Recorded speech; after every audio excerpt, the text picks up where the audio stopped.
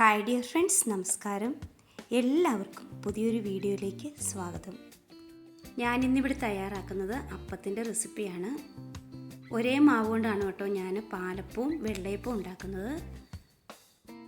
അപ്പോൾ എങ്ങനെയാണ് ഇത് ഉണ്ടാക്കിയെടുക്കുന്നത് നമുക്കൊന്ന് നോക്കാം.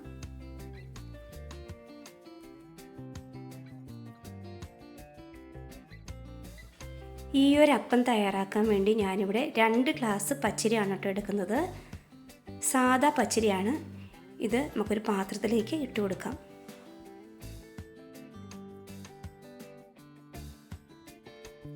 അരി നന്നായി കഴുകിയെടുത്തതിന് ശേഷം 4-5 മണിക്കൂർ കുതിരാൻ വേണ്ടി നമുക്കിതൊന്ന് മാറ്റി വെക്കാം. അരി നന്നായി കുതിർന്നു വന്നിട്ടുണ്ട്. ഇനി ഒരു മിക്സിയുടെ ജാർ എടുത്ത് അതിലേക്ക് നമുക്ക് ഈ അരി ഇട്ട് കൊടുക്കാം.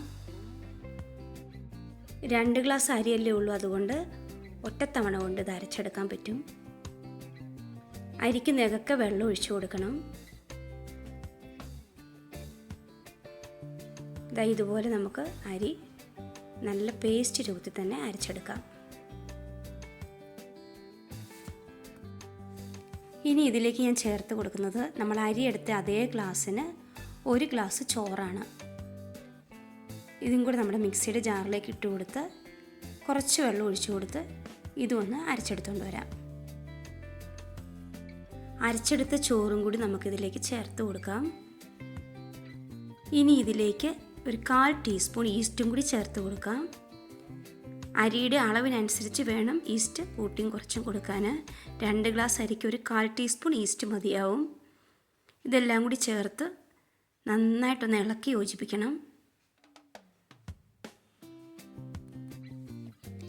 മാവെല്ലാം നന്നായിട്ട് ഇളക്കി എടുത്തിട്ടുണ്ട്. ഇനി ഇത് നമുക്കിത് അടച്ചു വെച്ച് ഒരു 6-7 മണിക്കൂർ റെസ്റ്റ് ചെയ്യാൻ വെക്കാം.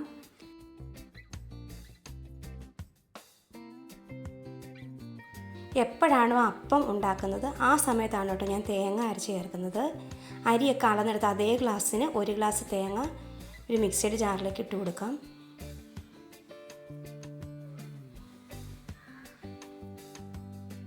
ഒരു ടീസ്പൂൺ പഞ്ചസാര ചേർത്ത് കൊടുക്കാം. അതുപോലെ 1/2 ടീസ്പൂൺ ഉപ്പും കൂടി ചേർത്ത് കൊടുക്കാം.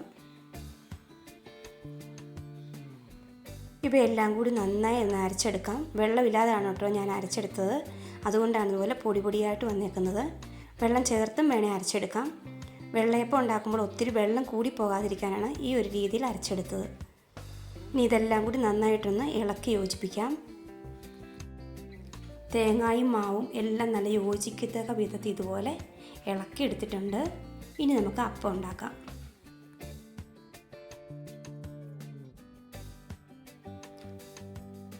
ഇരുമ്പിൻ്റെ പാലപ്പച്ചട്ടി ആയതുകൊണ്ട് എണ്ണ തൂത്ത് കൊടുക്കണം. എണ്ണ തൂത്ത് കൊടുത്തതിന് ശേഷം ഇതുപോലെ നമുക്കൊന്ന് ഒഴിച്ചു കൊടുക്കാം. അതിനുശേഷം ഇങ്ങനെ ഒന്ന് ചുറ്റിച്ചെടുക്കാം. അടച്ചു വെച്ച് നമുക്കൊന്ന് വേവിച്ചെടുക്കാം. അങ്ങനെ നല്ല അപ്പം റെഡി ആയിട്ടുണ്ട്.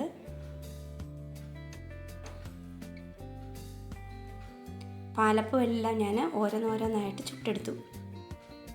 നല്ല സോഫ്റ്റ് പാലപ്പമാണ്. നിങ്ങൾ എൻ്റെ വീഡിയോ കണ്ടുകൊണ്ടിരിക്കുമ്പോൾ ലൈക്ക് ചെയ്തിട്ടില്ലെങ്കിൽ പ്ലീസ് ഒന്ന് ലൈക്ക് ചെയ്യണേ. അതുപോലെ പുതിയ കൂട്ടുകാരുണ്ടെങ്കിൽ ഒന്ന് സബ്സ്ക്രൈബ് ചെയ്ത് സപ്പോർട്ട് ചെയ്യുകയും ചെയ്യണേ. ഇനി നമുക്ക് ഈ മാവ് കൊണ്ട് തന്നെ വെള്ളയപ്പം ഉണ്ടാക്കിയെടുക്കാം. അതിനായി ഒരു പാൻ അടുപ്പത്ത് വെച്ചിട്ടുണ്ട്. ഇത് നന്നായിട്ട് ചൂടായി വരുമ്പോൾ അതിലേക്ക് നമ്മൾ ഈ മാവ് തന്നെ നമുക്കൊന്ന് ഒഴിച്ചു കൊടുക്കാം. അതിനുശേഷം അടച്ചു വെക്കാം. ഇത് നമ്മുടെ വെള്ളയപ്പം റെഡിയായി വന്നിട്ടുണ്ട്. അങ്ങനെ നമുക്ക് ഓരോന്നോരോന്നായി ഒഴിച്ചു കൊടുത്തൊന്ന് വേവിച്ചെടുക്കാം. നല്ല സൂപ്പർ വെള്ളയപ്പമാണ് കേട്ടോ.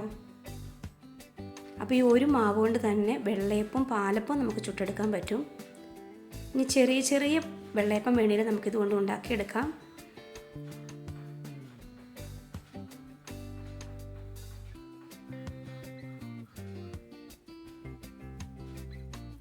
അങ്ങനെ വെള്ളയപ്പവും പാലപ്പവും എല്ലാം റെഡിയായി വന്നിട്ടുണ്ട്.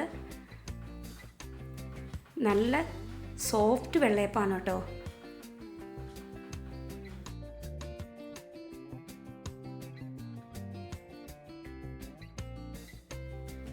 ഇതാ കയ്യിലെടുത്ത് നോക്കുമ്പോൾ തന്നെ അറിയാം നല്ല സോഫ്റ്റാണ്. അതുപോലെ എത്ര സമയം ഇരുന്നാലും ഇത് കട്ടിയൊന്നും ആവില്ല, ഇതുപോലെ തന്നെ ഇരിക്കും. വെള്ളയപ്പം അങ്ങനെ തന്നെയാണ് കേട്ടോ. വളരെ എളുപ്പമാണ് ഇത് ഉണ്ടാക്കിയെടുക്കാൻ. അതുകൊണ്ട് എല്ലാവരും ഇതൊന്ന് ട്രൈ ചെയ്ത് നോക്കണം. അതുപോലെ വെള്ളയപ്പത്തിനൊക്കെ ജീരകം അരയ്ക്കണമെന്നുണ്ടെങ്കിൽ തേങ്ങാട് കൊടുത്ത് ജീരകമൊക്കെ അരച്ച് ചേർത്താൽ മതിയാവും. നിങ്ങൾക്ക് എൻ്റെ വീഡിയോ ഇഷ്ടമാവുകയാണെങ്കിൽ ലൈക്ക് ചെയ്യണം, ഷെയർ ചെയ്യണം, സബ്സ്ക്രൈബ് ചെയ്യണം. സബ്സ്ക്രൈബ് ചെയ്യുമ്പോൾ കൂടെ തന്നെയുള്ള ഓൾ എന്ന ബെൽ ബട്ടൺ പ്രസ് ചെയ്യാൻ മറക്കരുത്. അപ്പോൾ ഇതുപോലെയുള്ള പുതിയ പുതിയ വീഡിയോസുമായി വീണ്ടും കാണാം.